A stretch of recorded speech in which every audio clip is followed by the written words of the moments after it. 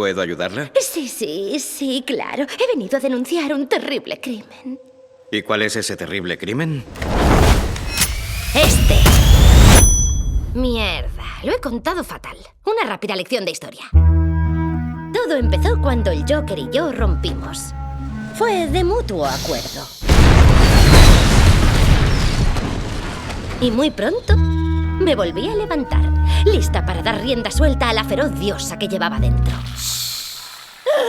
Margot, as a producer, was it difficult to get everyone on board with an all-female led movie with a director and a writer also female?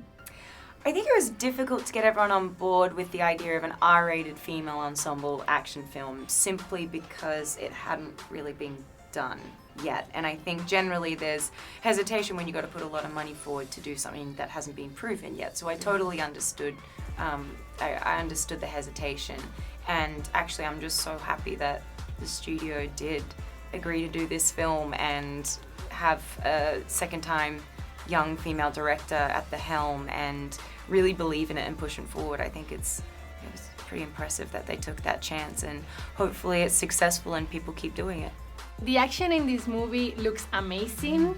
I want to know, what do you think is so compelling about it? Most of us were doing most of our own stunts throughout the film, especially because of the way Kathy wanted to shoot it. She wanted to shoot a lot of really long takes, or really long takes without very many edits. So sometimes we'd be shooting an entire fight sequence in a oneer without cutting, which was exhausting and really difficult, but really rewarding because we got to really get in there and do it.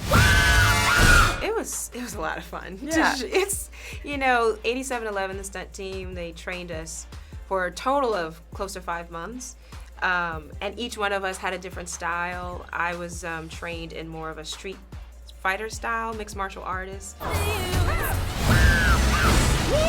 And of course we had amazing stunt doubles. I had a stunt double named Haley Wright, who was so talented and also did some incredible work. But they really let us go for it and do as much as we possibly could. Huntress was, she had the crossbow, but she also was like more jujitsu, with taking guys down. And you were more like a gymnast with roller skates and crazy things that you were flying off the wall and doing. Trampolines. and all while on skates. I think it's really fun to watch a movie where you can tell that the actors are really physically putting their all into it. It was incredibly painful, but also very necessary in order to do justice to the characters, because these are women who have been trained by the best and, use their bodies as machines. So I think it was necessary to experience that level of pain, because they would have experienced that level of pain as well. Mm-hmm. And I definitely learned a lot of the stunt choreography in less than 30 minutes, which was interesting and fun, and a bunch of men just picking me up and slinging me everywhere. And my stunt double was great too, Marcella Bogg.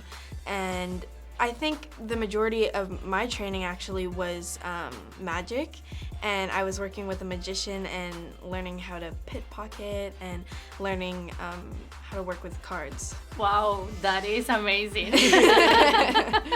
What would you say to those male DC fans that aren't so eager to watch an all-female lead movie?